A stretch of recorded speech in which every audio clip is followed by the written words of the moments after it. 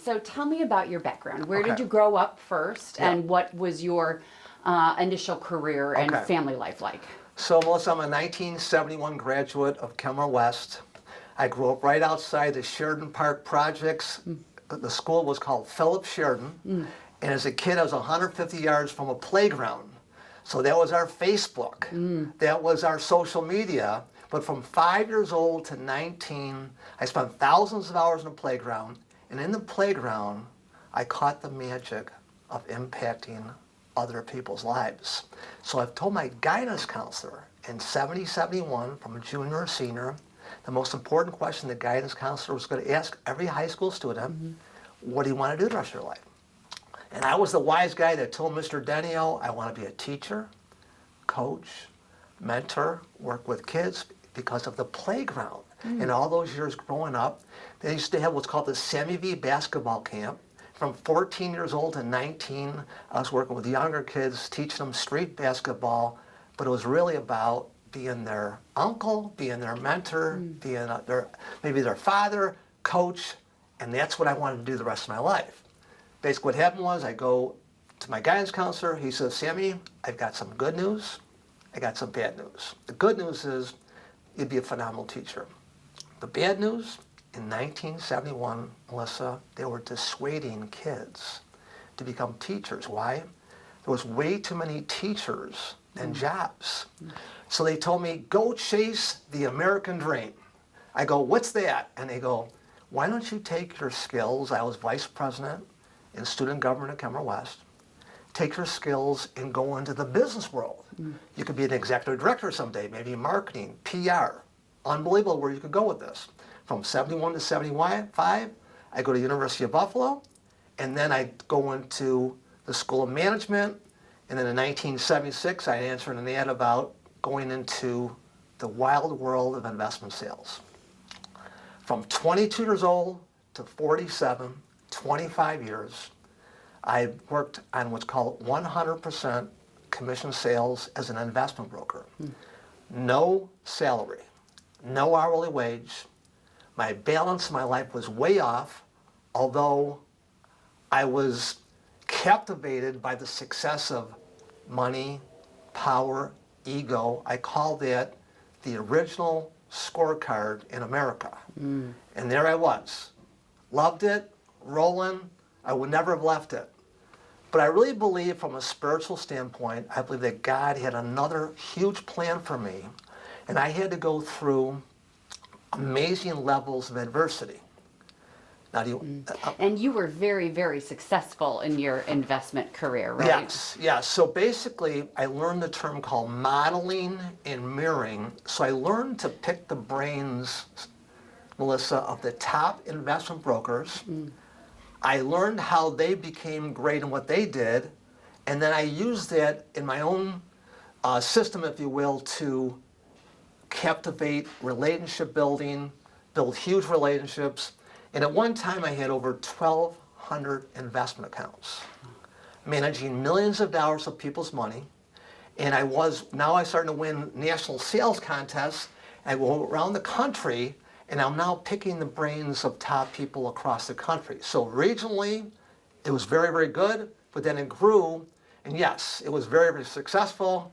I had what I call man scorecard, you know, the home, all of the above, if you will. But deep down inside, something was missing. And I didn't realize it until I kept pushing the round peg into the square hole.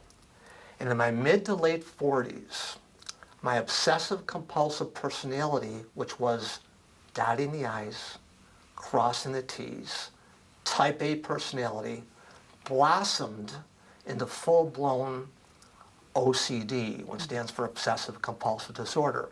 What basically happened, Melissa, I became a huge doubter and checker, perfectionism, because I was afraid to make a mistake because I'm working with a volatile stock market, no security from a standpoint of having to create my own paycheck, and I never went home at 5 o'clock. It was ignited by being 25 years of 100% commission sales and not having proper work-life balance.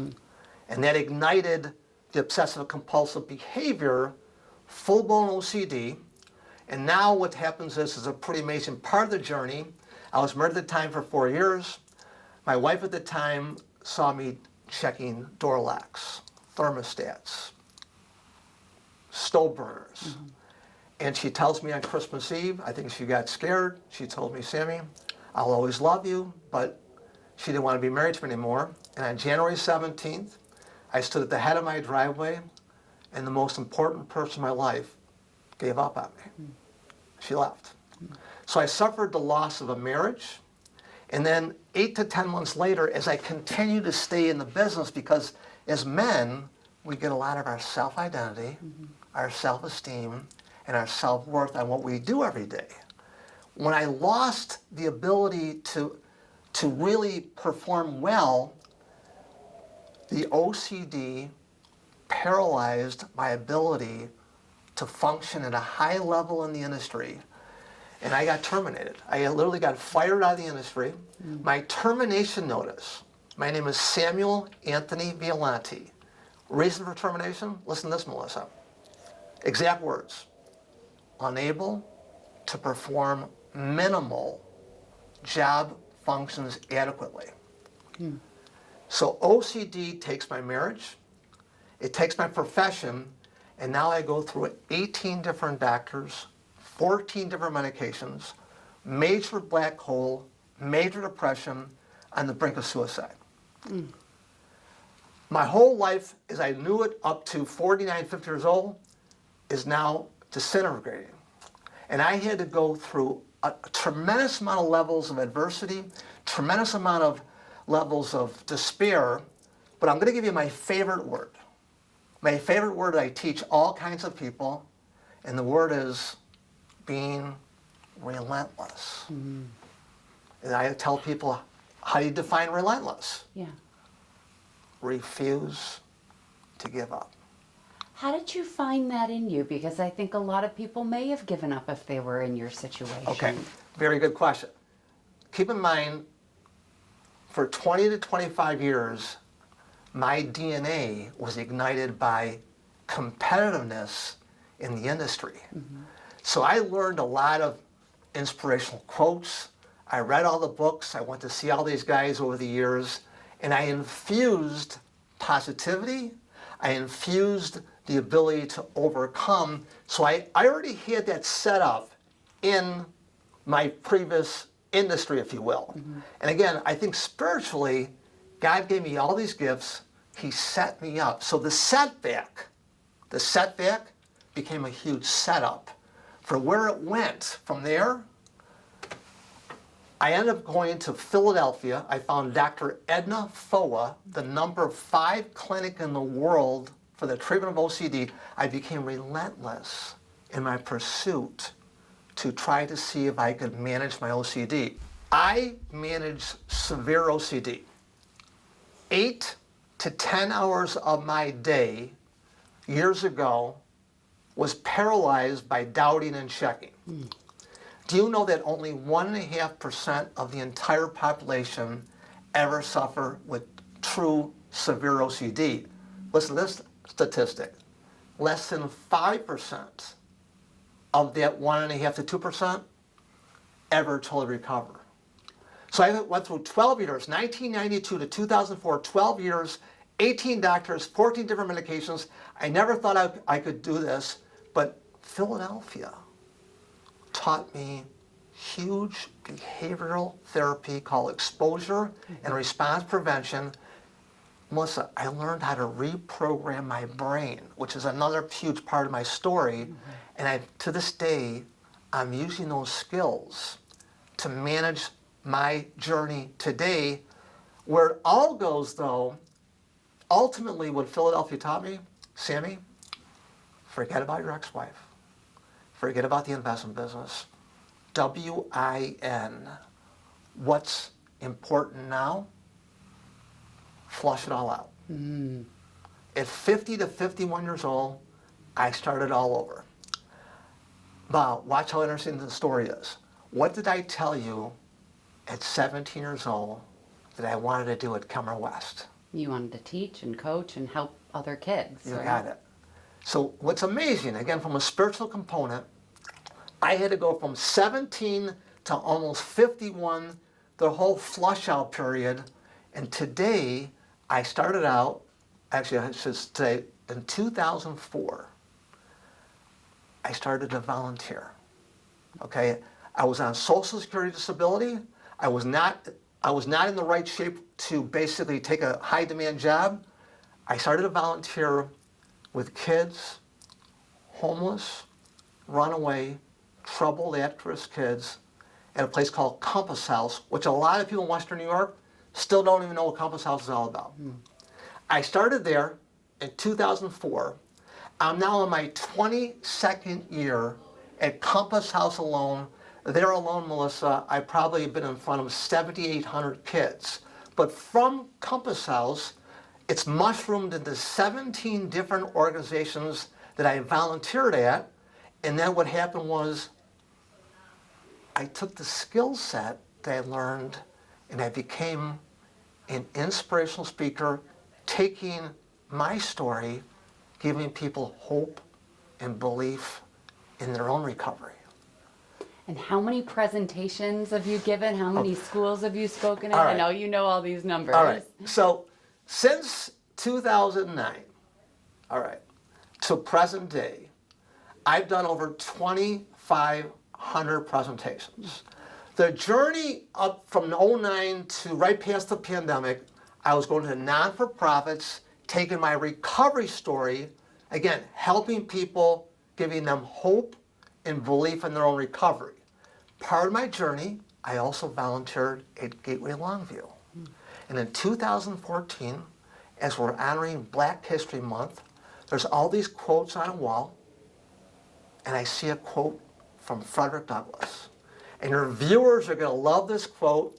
You can check this online. Frederick Douglass, the quote is, "It's easier to build strong children than repair broken men."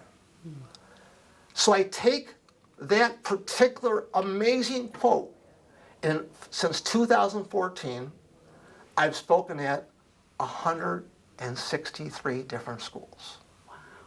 And I've done all of this. So what's beautiful about this Selfless Among Us, I've done all of this completely free of charge.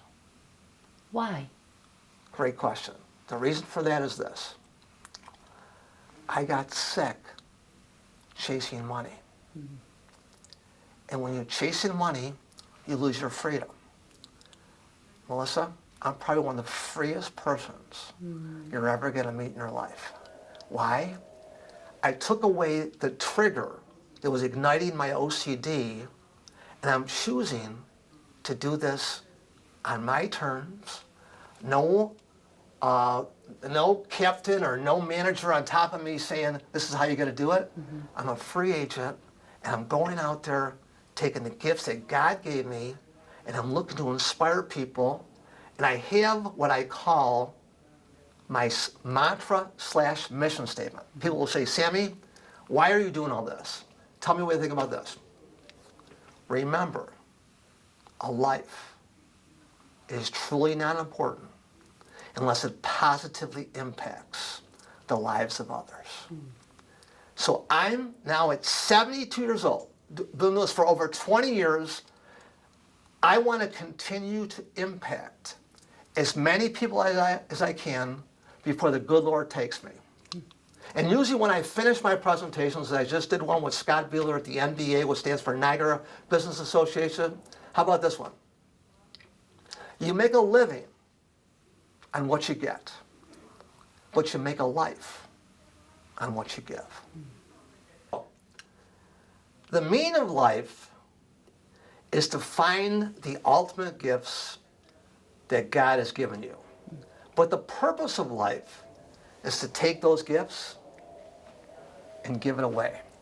Melissa, what good is a gift if you don't give it away? So my story is about, I lost the old Sammy V. And now, laser-like focus, I want to make that impact on many people as I can, Again, earlier on, before the schools, I was going to all these non-for-profits. I have been in prisons, drugs, alcohol, substance abuse. I've been basically working with all kinds of people, dealing with all kinds of adversities, taking my recovery story, giving them hope and belief in their own recovery. But then the Frederick Douglass quote, I made a major pivot. Wait a minute. I want to maximize my probability of success. The way to do that, let's get the kids. The kids are more moldable. I already have a gift of inspiration, but it's very hard, a 57-year-old that's been dealing with drugs for 35 years. Let's go get kids and teach them, follow your heart. Before you have to fix them as adults, right? Perfect. One of my favorites is embrace your uniqueness, okay? So the more a person can understand about OCD, do you know that the 21st century technology of computers, cell phones, laptops, and tablets, it has been proven to dramatically increase compulsive checking. Watch the kids with their phones. Do you know what the average American in a 24-hour period of time is on their computer or cell phone? I don't think I want to know. 8 to 10 hours a day. Wow. Okay. What I'm choosing to do, again, this is from state-of-the-art therapy from Philadelphia, Sammy, maximize your strengths, minimize your weaknesses. Melissa, if I was on a computer or a cell phone all day, I'm going to get captivated by checking things. As you know, there's no limit. There's all these links, right? The internet has no limit to it. People that don't even OCD, they can't get off with social media. It would be toxic for me. So I'm choosing not to work with a computer or a cell phone. But you know what's amazing in today's day and age? A lot of people at least know about OCD. So if you and I were working together and you said, Sammy, email me a proposal, I would say, Melissa, I need to share with you, I'm recovering from OCD. Do you mind if I snail mail it to you, or can we get together? So people will give accommodations when you know you have a good heart and your intentions in the right spot. But the answer to your question, no computer, no cell phone, a landline at home. And the amazing part of the journey too is I'm cold calling schools that don't have any idea who Sammy V is. Melissa, I'm now going to give you my #1 life lesson of all time. You ready? Finding your purpose and following your passion are the keys to true and everlasting happiness in life. I found it. The stock market was fun, but it was money motivated. Today, it's heart related. It's impact related. How can someone go to someone and say, I found my impact, I found my purpose, I found my passion, but by the way, I need $2,000. Right. Does that make any sense? No. So I'm free. And that's why you're seeing what you're seeing here today. That is the selfless part of you, Sammy, that you could make a lot of money by asking for thousands for your speaking engagements, but you're doing it to touch other lives. Like when we go to St. Francis next week and you're talking to a room full of young men who are moldable, and maybe some of them are really listening, some are half listening, what do you hope that they walk away with? Okay, beautiful, excellent question. At the end of the day, it's the pursuit of happiness that captivates every human being. So one of the things I've realized is that if I were to ask you what percentage of Americans truly love what they do every day, it's very, very small. So to answer your question, I want to get the kids early on, follow your heart. I want them to say, at the end of the day, it's not mom or dad, it's not the principal, it's not your uncle. Melissa, what do you want to do? And if we can ignite that for a 12-year-old, before they have to go to college, before the guidance counselor at the school is going to ask them, maybe we can blossom that to, maybe we can increase the percentage of people that will really enjoy what they're doing every day. That's the ultimate goal. Yeah. I hate to shift gears already, but I want to make sure we've got time for everything. Tell me about, I'm making sure my battery's good. How are we doing so far? We're good. We're perfect. We're great. You're doing amazing. Perfect. Tell me what is happening here. What do you do here with your group? Okay. Where are we and what's going on? Okay, very good. So we're at the Mental Health Advocates of Western New York. It used to be called the Mental Health Association. We used to be at 999 Delaware. Today we're at 1021 Broadway, right next to the Broadway Market. Okay, what I do here, I'm now in my 17th year of running, facilitating the major OCD support group in Western New York. Melissa, we're literally changing and saving people's lives here. I'm taking the skills of I've learned for 30 some years and I'm giving them back to people that need to believe that they could get a recovery greater than they ever thought possible. And here's the thing, I'm not better than they are. The only difference is I've lived it, and now I'm ignited to give those to those people. So bottom line, to answer your question, it's an amazing support group that we do here at the MHA, 17 years. We do it from the first and third Thursday of every month, 1 o'clock to 3 o'clock.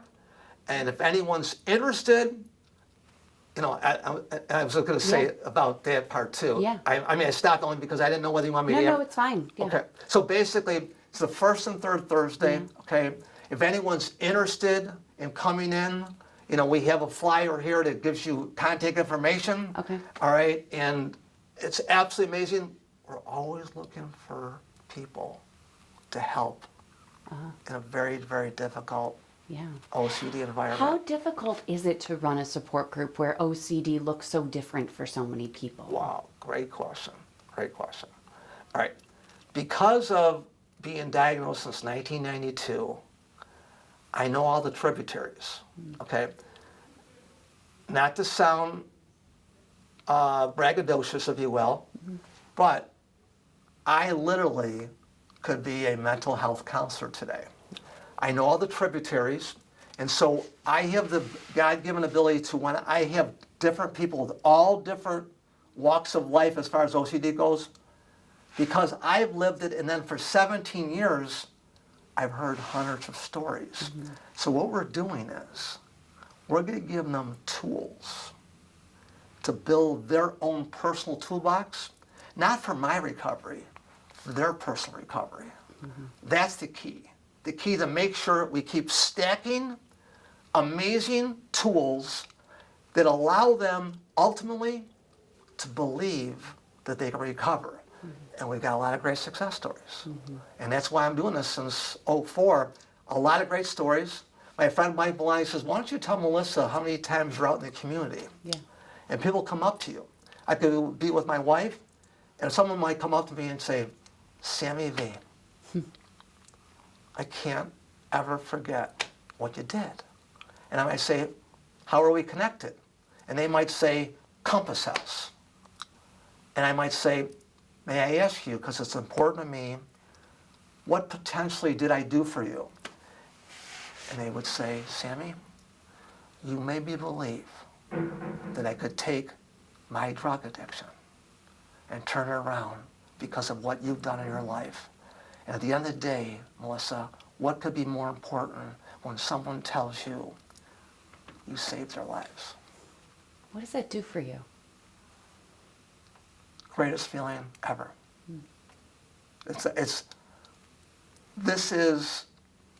You can't qualify or quantify the feeling I have. I mean, I'm 72 years old. People in my say, Sammy, you have an amazing energy. It's because, again, you get ignited by going out of yourself and helping other people. Here's what's so cool about the answer to that question. Do you know that by going out and helping people, watch this, Melissa, my volunteering became my purpose. My purpose has become my passion. My passion has become my calling. Okay? So literally, by going out and helping people, it has been the greatest contributor to my recovery. So I tell a lot of people, the mental health counselors out there, go out and advocate for all your wonderful patients. Find something that you love to do, because here's what happens. Your mental health goes up. Your anxiety goes down when you do something that you love to do. And literally, by doing what I love to do, how about this, Melissa? I take no medications. Wow. This journey, this selfless journey for 24 years now, has been not only the greatest contributor, but the greatest medication, and I will do this the rest of my life as long as God wants me to continue to impact people's lives. There's never a greater feeling by going out and helping other people, Melissa. All right, here's one of my favorites. It's a life lesson. An eagle can only soar when it flies against the wind. A person can only become greater or stronger when he or she not only faces the adversity, they got to overcome it. Which is exactly what happened in your life. Right. Okay. So these V-isms are like one after another. Okay. So another one, how about this one? Success is not the key to happiness, but rather happiness is the key to success. Yeah. All right, give me one more. Okay. How about this one? All things are possible when you believe. So I, as a facilitator or as a mentor, I'm hoping to infuse belief in that individual, because ultimately that individual believes. And once they believe, look out. Not only is recovery possible, but how about this one? This is huge. What if I told you, Melissa, that my OCD that took my marriage, took my profession, major black hole, major depression, what if I now told you that my OCD is the greatest thing that ever happened to me? Why? It took me out of the first scorecard to the scorecard of what life was all about. Giving up yourself, helping other people, taking your passion, impact. There's nothing greater. Yeah. Yeah.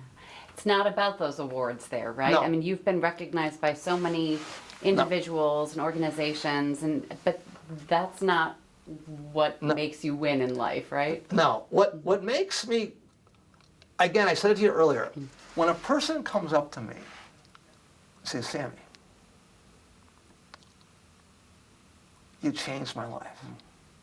Sammy, you saved my life. I think it's important for every individual has to know what their hot buttons are, right? What is it that drives their DNA? What is it inside there? And for me, it's making an impact. So when I said to you earlier, people that say, Sammy, you've been consistent since '04, 22 years. Your calendar is unbelievable. Why is that? And the answer is because, again, there's a statement called, plan your work, work your plan. My focus is, Sammy, how many people can you take from your gifts and make a positive impact on? So I want to, remember, a life is really not important unless it positively impacts the lives of others. That's my medication. That's my fire. I didn't have that as an investment broker. That's a taking industry. There's money to be made, don't get me wrong, but this is a giving. So I went from taking to giving, and that's why I go back to that statement. You make a living. In America, you can make a living, great living on what you get, but you make a life on what you get.